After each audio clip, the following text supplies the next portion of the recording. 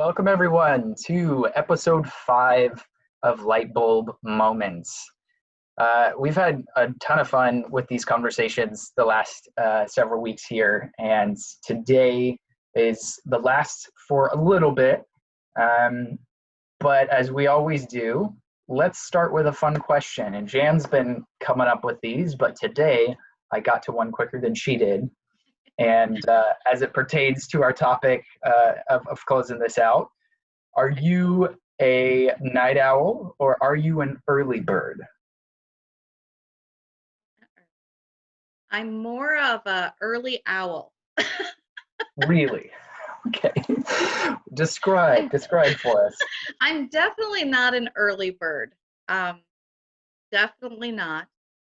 But I'm not really a night owl either. So I don't like to get up really early in the morning. I don't like to go to bed really late at night.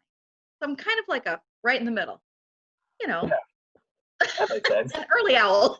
Yeah, like give me just, I need a happy medium, please. Yeah, I used to be a very probably unhealthy night owl. Now I would probably describe myself as an early bird. Although my theory is that it's just the tank of coffee that I've filled up the previous day is empty and it's telling me to wake up and refill, recharge.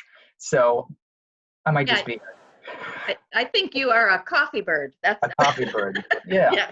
that could work. Well, these light bulb moments that we've been having recently are all about shining the light on parenting and faith. And we've been looking at Deuteronomy 6, where God just shares his heart for parents to impress his love and his character and a way of life on their families. And it may sound difficult, but what we've been sharing in this series is really to help parents be intentional with 4 specific times that God has already designed as part of every family's day. So for the sake of reminder again this week, let's read through Deuteronomy 6. Jan, would you mind doing that for us? Absolutely. We're going to read Deuteronomy 6, verses 5 through 7. And you must love the Lord your God with all your heart, all your soul, and all your strength. And you must commit yourselves wholeheartedly to these commands that I'm giving you today. And here's where the 4 areas.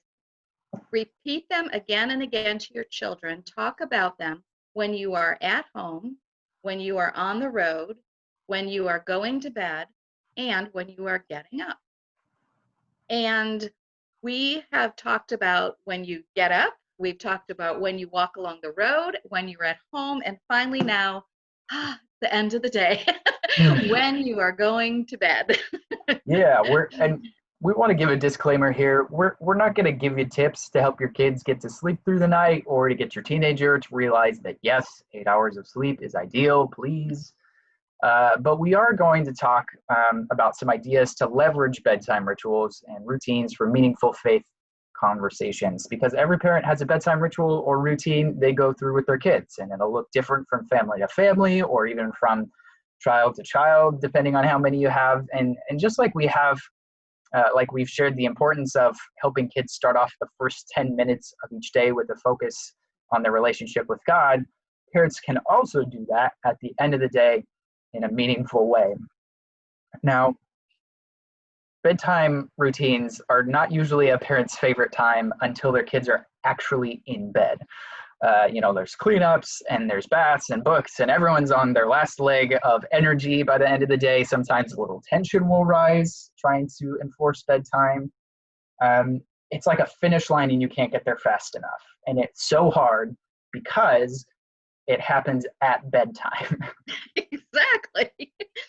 And that being said, not every night is going to be magical if you kind of use these ideas that we're sharing. But if you can be intentional to add some meaningful conversation as part of your routine, ideally each night, but do it slow, start slow with all of these ideas we've been sharing. You might really be surprised at the response that you're going to get. I don't know about you, but for me, as an adult, when my head hits the pillow at night, all the thoughts of what happened during the day kind of flood into my mind. Mm-hmm. It's just something that happens that is a reflective time, but it's also like you're processing things at the same time. And it can really prevent you from getting a good night's sleep if you Yes. don't kind of process it really in a healthy way. And so the same is true for kids and teens. It's a reflective time at night. So we want to encourage you to use it to your advantage. There's something I heard that I believe is true. It's called the power of pajamas. And it's this idea that at the end of the night, everything's winding down, everything's coming to a close at the end of the day, that you can find out what's going on in your kids' hearts and help them really to focus their thoughts. And when you tuck them in at night, that's a great time to be able to begin this conversation. Obviously, for younger kids, it's easy to tuck them in at night. It's something, though, that as your kids start to get older, those bedtime routines can still happen. And it's easy to kind of sit on the edge of the bed and talk, maybe in a chair or a beanbag in their room, even if that's what you want to do. One thing that a lot of places encourage when you're talking about faith and your kids and them sharing, especially at bedtime, is meaningful touch. And that means if you're giving them a back rub just to kind of wind down for the day, rubbing their arm like this. One of my boys, when he's little, he used to always say, "Pet my head," and so he just want that, that gentle reassurance with that meaningful touch. It could be really soothing and a great way to transition then into a conversation. Yeah, and at that point, it's a great time to just share highs and lows. What was the high point in your day? What made you happy? Or what was the low point? What made you mad or sad? And it's just a time where we can check in and hear what's bothering them or what isn't sitting right. And you don't have to give them all the answers or solve their problems. It's more just a way to unburden their hearts. And if there is something that you feel needs to be addressed, you could just say, you know what, I'll make time for us to talk about it tomorrow. And then really follow through on it too. Yeah, follow through. That's important. I heard of an idea of just not sharing highs and lows, but they called it share a high, a low, and a buffalo. And the idea is that a buffalo is just a random thought or a random something. You know how all these random thoughts and ideas are in kids' heads anyway. Oh, yeah. But you ask them to share a high, a low, and a buffalo. And that could be something part of your fun bedtime routine too.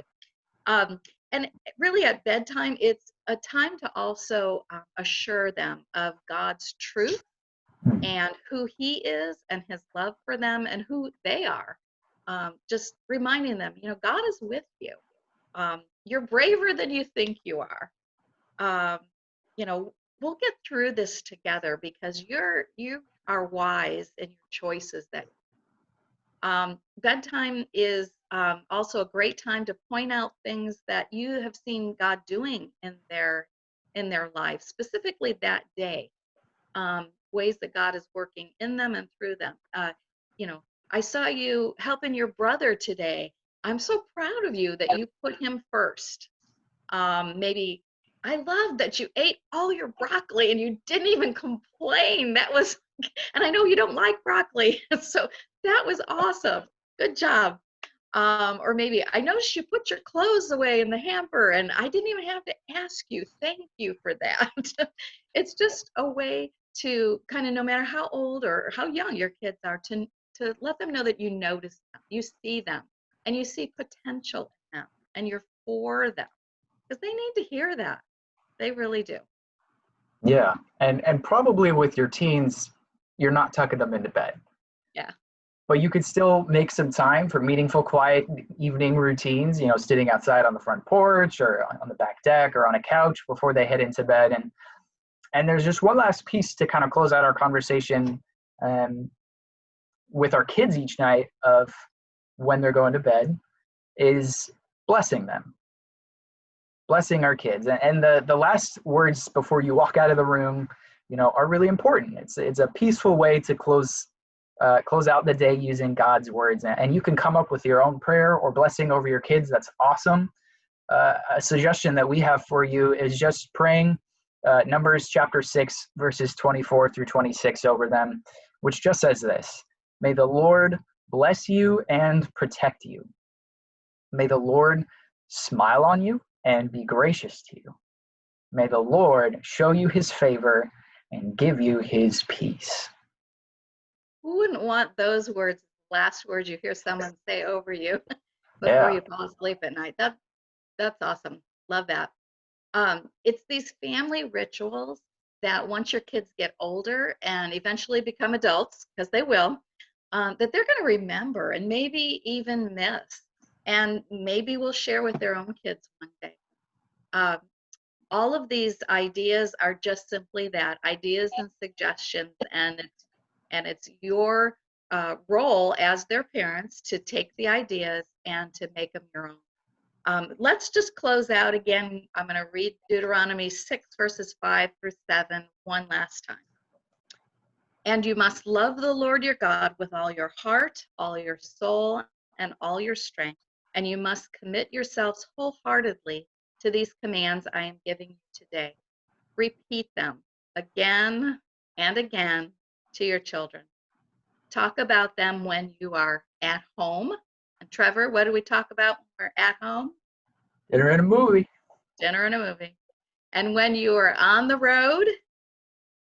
Prayer walk. Prayer walk. When you're going to bed? Hey, what we just talked about. Exactly. High-low buffalo. High-low buffalo. And a blessing. And when you're getting up? Those first 10 minutes. Hey, they're important. Absolutely. And if you missed any of those, you can go back and watch the previous episodes. We're going to take a break for a couple weeks on Lightbulb Moments, but we will be back.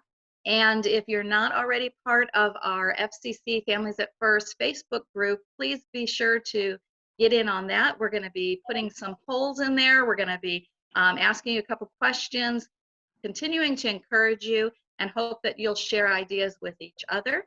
You can also contact either one of us, Trevor at fccnapa.org, Jan at fccnapa.org, and we want to continue the conversation because it's our hearts to partner with parents, and it's also our hearts to add value, not noise, when it comes to things of partnering with you.